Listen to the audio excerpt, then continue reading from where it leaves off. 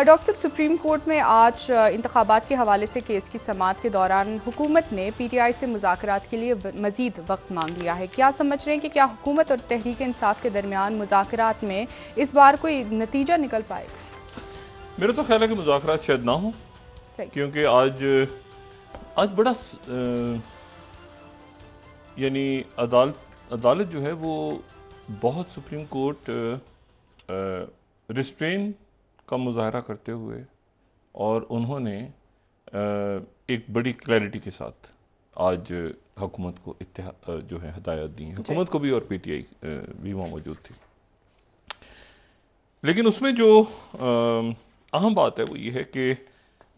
ये बात हमारे तमाम अकाबरीन को समझ लेनी चाहिए कि मुल्क जो है उसमें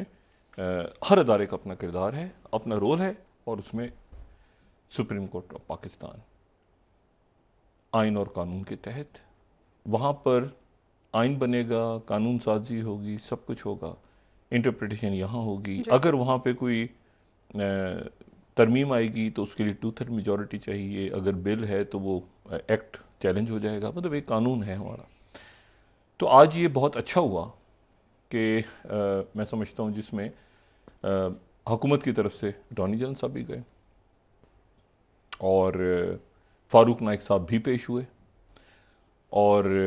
अदालत के सामने साद रफीक साहब भी थे, अली जफर साहब भी थे, शाह महमूद कुरैशी साहब भी थे, ये बाकी ये तमाम शख्सियत, और उन्होंने इस बात को तस्लीम कर लिया कि ये जो है चीफ जस्टिस साहब ने इसके ऊपर बात भी दो तीन दफ़ा की कि भाई आप जो हैं वो तो ये बात करते रहे हैं कि जी ये इसमें फंसे रहे हैं आप कि ये 3-2 का है या ये जो है ये 6-3 का है या क्या, ये जो बहस व मुबाहिसा चलता रहा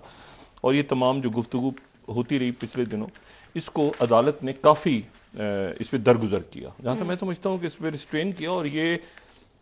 हमने देखे बड़े यहाँ पे यानी बहुत मुशर्रफ साहब के दौर से लेके अब तक बहुत सारी चीफ जस्टिस देखे हैं, और मैं आपको सिर्फ ये बताऊं कि ये जो गुफ्तगू हमारे यहाँ हुई है आला अदालतों के बारे में और जज साहबान के बारे में, अगर इफ्तिखार चौधरी साहब होते, और ये मेरे ख्याल से लोग इस बात को अक्सर ये जो इफ्तिखार चौधरी साहब की शख्सियत से वाकिफ़ हैं या जिस तरह उनकी अदालत चलती थी, या साकिब निसार होते या शायद कोई भी और अदालत होती और उसमें इस तरह का लबो लहजा इख्तियार होता, तो मेरा ख्याल तौहीन अदालत नहीं बल्कि आर्टिकल 6 लग जाता, क्योंकि ये तो सबने मान लिया ना कि आइन टूट गया। अगर आइन टूटा है तो आइन टूटने पे तौहीन से ज्यादा आर्टिकल 6 वो कहीं तक ले जाते इस मामले को। अदालत ने रिस्ट्रेन किया है, और यहां पर भी बहुत अच्छा हुआ है कि इस बात का इदराक हुआ है कि अदालतों के हमने देखें रिव्यू पिटीशन होनी थी, वो भी नहीं हुई,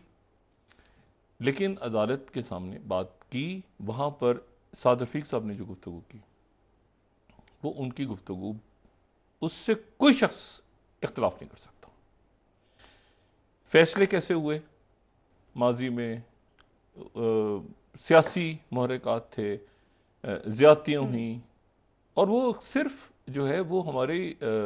अकाबरीन या हमारी जो रूलिंग एलीट या उनके साथ नहीं, अब आम आवाम के साथ भी। वो जो बात होती है कि जी वो जो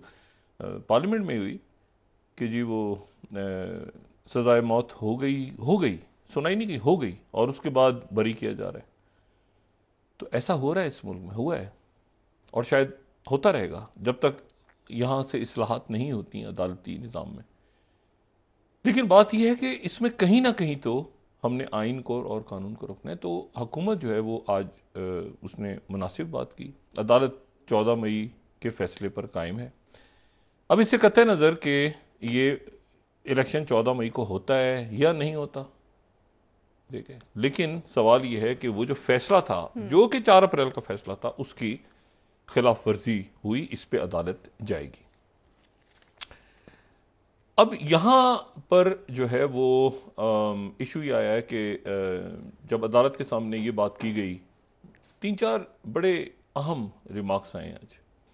एक बात की गई कि जी ये सियासी मसला है तो इसको ख़त्म कर दिया जाए, और मतलब इसको सियासी मामलात को सियासतदान तय करें। तो अदालत की तरफ से बात की गई कि ये मसला सियासी नहीं है, ये मसला आईनी है। ये बात, इसको मैं इस तरह से समझता हूं कि मिसाल के तौर पे फर्ज करें मैं किसी को कत्ल कर दूं सड़क पे, और मैं कहूं कि जी ये तो मेरा और उसका मामला है ना, तो पुलिस क्यों आ रही है बीच में? तो ये कानून का मसला हो गया ना।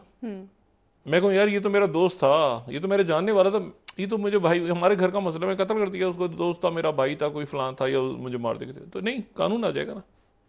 तो अदालत की तरफ से कहा गया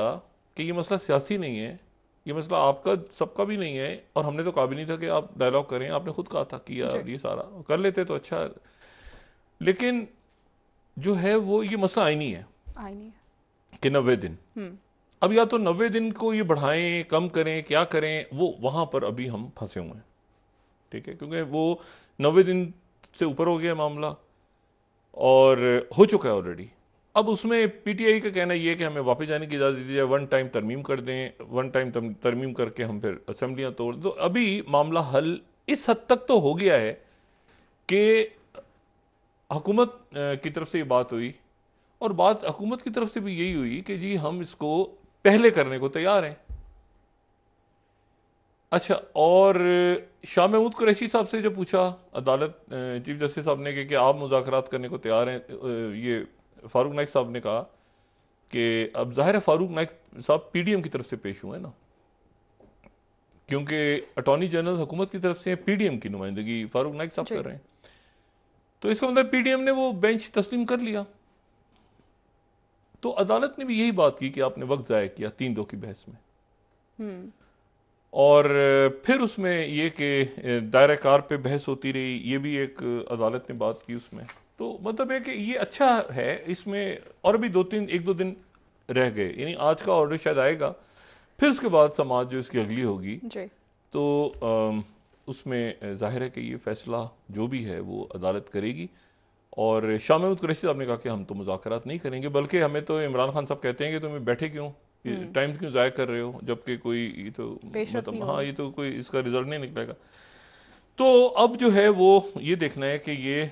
हमारे जो अकाबरीन है ये किस तारीख पे तैयार होते हैं और किस तरह से। और एक बात और भी डिस्कस हुई वहां पे, वो एक बात और भी डिस्कस हुई, और वो ये है कि साफ और शफाफ इंतखाबात ही करवाना जरूरी नहीं, बल्कि साफ और शफाफ करवाना भी जरूरी है। ये भी बात हुकूमत की तरफ से की गई और मुनासिब बात है। लेकिन वैसे ये कि पूरा मुल्क चूंकि हिजान का शिकार है इसमें कि ये सितंबर में होगा, अगस्त में होगा, अगस्त में नहीं हो तो उसको जुलाई कर लें, जुलाई नहीं तो सितंबर कर लें, अक्टूबर। मैं इस लॉजिक को, मुझे समझ से बाहर है मेरी कि ये अगर चीफ जस्टिस चेंज हो जाते हैं या जो है वो सदर नहीं होते अपनी जगह पे, तो उसका ये बैलेट बॉक्स में क्या फर्क पड़ता है, इससे क्या फर्क। देखें आपके लॉ एंड ऑर्डर, आपका सिक्योरिटी, आपके अच्छा, फिर उसके बाद एक और किस्सा, ये जो शाहिद खान अब्बासी साहब ने ये इंतखाबात के लिए कितने पैसे मांगे थे इलेक्शन कमीशन ने, जो कुल रकम थी वो मेरे ख्याल से 21 अरब। जी। ये शाहिद खान अब्बासी साहब ने ये जो बात की है कि 20 अरब आटे में खाए गए, तो इसमें इलेक्शन ही करवा देते, इंतखाबात करा देते। देखिए ना ये कितना बड़ा रौला है। अच्छा, उन्होंने भी एग्जैक्ट वही फिक्र बता, बल्कि एक उनका स्टेटमेंट शायद ये कि 20 अरब से भी ज्यादा, 20 अरब से ज्यादा अगर आटे में खाए गए हैं तो इसमें इलेक्शन हो जाता जी। तो अभी तक हम आगे निकल चुके होते कहीं। तो ये तो अजीब सी बात है कि एक पैसा भी, एक करप्शन भी हो रही है एक तरफ, और एक तरफ जो है वो, तो मतलब ये इसमें जो सबसे मुनासिब, देखें दोनों तरफ की आप बात सुनेंगे ना तो आपको वजन उसमें नजर आएगा। उनका ये कह, और ये माजी में ऐसा हुआ है कि अदालती फैसले जो हैं, हम नैब के ऊपर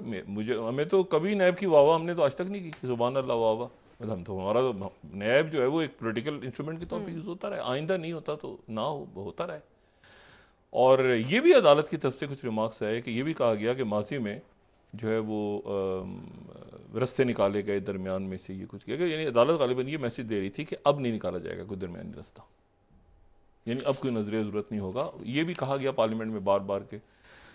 तो अदालत जो है सुप्रीम कोर्ट ऑफ पाकिस्तान अब वो बिल्कुल इस बात पे फोकस है कि इसको एक कोई तारीख तय करें और उसमें जाहिर है कि 14 मई तो नहीं है, लेकिन 14 मई के फैसले की चूंकि अप्रैल वाले फैसले के बाद जो कुछ हुआ है,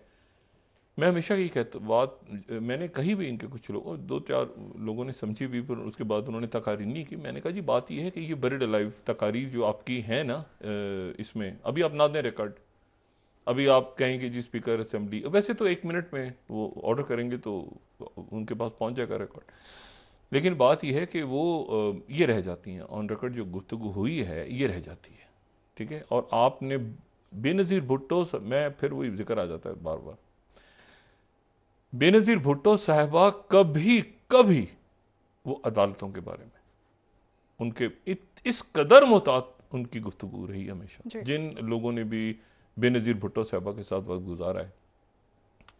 या उनको देखा है, बेनज़ीर भुट्टो साहिबा इंतहाई मोहतात लबल, वो सुबह से मुकदमात बने होते थे, इधर से उधर बच्चों को गोद में उठाए, उनकी पिक्चर्स तस्वीर अभी तक चलती हैं। मुकदमा सही थे गलत थे उसे कतई नजर, जरदारी साहब बिल्कुल कभी देखें पीपल्स पार्टी, मैं आपसे कह रहा हूं ना कि अब और 1000 बातें, गवर्नेंस, करप्शन, केस, वो 1000 वो अलग है चीज, जो पॉलिटिकल लेगेसी होती है ना किसी जमात की, उस पॉलिटिकल लेगेसी में ये चीज आती है आपकी, क्यों वो आपका एक, आप समझ लें कि एक आपके, जब आप बयान करते हैं तो आप बताते हैं कि जी ये कौन लोग हैं, वो कहते हैं जी पाकिस्तान पीपल्स पार्टी। कौन सी पार्टी? वो पार्टी है जो जुल्फिकार अली भुट्टो, अच्छा वो पार्टी जिसमें जुल्फिकार अली भुट्टो को साहब को फांसी हो गई थी। अच्छा फिर बेनज़ीर भुट्टो साहब लेगेसी आप चलाते हैं ना पूरी, तो फिर आगे उसको फिर लेके चल रहे हैं बिलावल भुट्टो जरदारी साहब। इतनी इस इंतहाई मुश्किल हो गया था ये 1997 में जब ये सुप्रीम कोर्ट में पथरा हुआ है कि ये याददाश्त की इस्तेदाद निकल जाए। उस जमाने की जो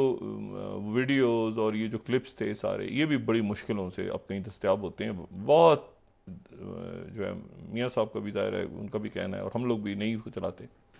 वो क्लिप्स जो हैं कि हमला हो रहा है और वो सारा, उससे वो जान छुड़ाई उन्होंने, ठीक है ना, क्योंकि ये कोई अच्छा कोई तारीख का बहुत खराब दिन था कि जब सुप्रीम कोर्ट ऑफ पाकिस्तान पे धावा बोला लोगों ने।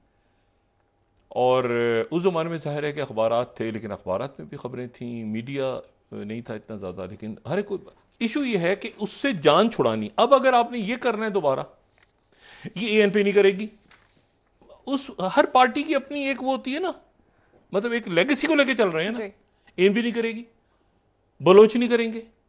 मतलब उनकी लेगेसी है ना, मतलब हमारे साथ ज्यादती हुई, जुल्म हुआ, मतलब वो जो बयानिया है उनका, वो बयानिया तो खत्म हो जाए। आप कहते हैं कि अदालतों में हम,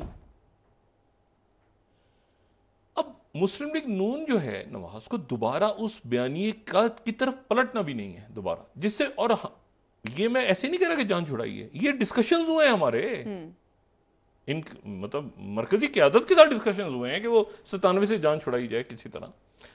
लेकिन क्योंकि एक अजीब सा मामला है ना। तो अब ये है कि अब वो जो गुफ्तगू है ना, ये कौन हो ना, वो दौर चला गया है। अब आपने अदालतों को, क्योंकि यूथ आपको देख रही है ना, यंग जनरेशन आपको, ज्यादतियां हुई हैं, ये सब कहता है, सब कहते हैं। अब जैसे 2018 के इलेक्शंस के ऊपर या नवाज शरीफ साहब के ऊपर मुकदमात, इसके ऊपर कोई दो आरा नहीं है, गड़बड़ हुई है। लोग मजमूई तौर पे तस्लीम करते हैं कि गड़बड़ कोई मामला, तो उसको रिव्यू आनी चाहिए, ये होना चाहिए, लोग मानते हैं, लेकिन उसमें हिजान। अच्छा फिर उसके बाद जो है वो आईएमएफ नहीं आ रहा, कहीं नहीं आ रहा, दूर दूर तक आईएमएफ नहीं है। और आईएमएफ जो है उसका जो 9th स्टाफ लेवल एग्रीमेंट था, पहले ही होता था कि स्टाफ लेवल एग्रीमेंट से पहले कुछ स्टाफ लेवल एग्रीमेंट कर लेते थे, फिर कुछ शराइत रखते थे और कहते थे वो जो प्री कंडीशन, वो शराइत आप पूरी करें, उसके बाद वो बोर्ड लेवल एग्रीमेंट होता था। अल्लाह खैर सल्लाह। इस दफा वो स्टाफ लेवल से पहले ही उन्होंने नाक रगड़वा दी है, कान रगड़वा दिए, सर रगड़वा दिए, वो तमाम हाथ पैर उन्होंने वो हशर कर दिया। 170 अरब का मिनी बजट डाल दिया है, सब कुछ कर दिया है, और अभी वो खुश नहीं है। और नहीं, और उसके बाद एक और बात जी, ना ये वो है जो नवंबर में अक्टूबर में होना था, उसके बाद 10वां होना था, और फिर बजट में आना था जी। अभी नवा ही नहीं हुआ। और वो ये कह रहे हैं कि आप ये जो बजट बनेगा, ये जो बजट, इनका ख्याल ये देखें, एक ज़हन में आई ना चीज कि हम बजट में बारूदी सुरंगें बिछा दें, करोड़ों और अरबों रुपए की स्कीमें। वो कह रहे हैं कि बजट हमें दिखा के बनाएंगे आपके, कहीं जरा ज्यादा इधर उधर पैसा हेरफेर, तो वो भी खत्म हो गया किस्सा। तो अब मुझे ये देखें, इसको बैठ के मुस्लिम लीग नवाज की हुकूमत है ना, मियां नवाज शरीफ साहब को, ये अच्छा हुआ कि शहबाज शरीफ साहब ने ब्रेक ली, उसमें तनकीद हो रही है कि वहां गए, लेकिन एक उसको होता है ना कि इससे कैसे निकलना है, एक क्राइसिस है, एक सिचुएशन है, उससे कैसे निकलना है सियासी तौर पे, ये इन्होंने फैसला करना है।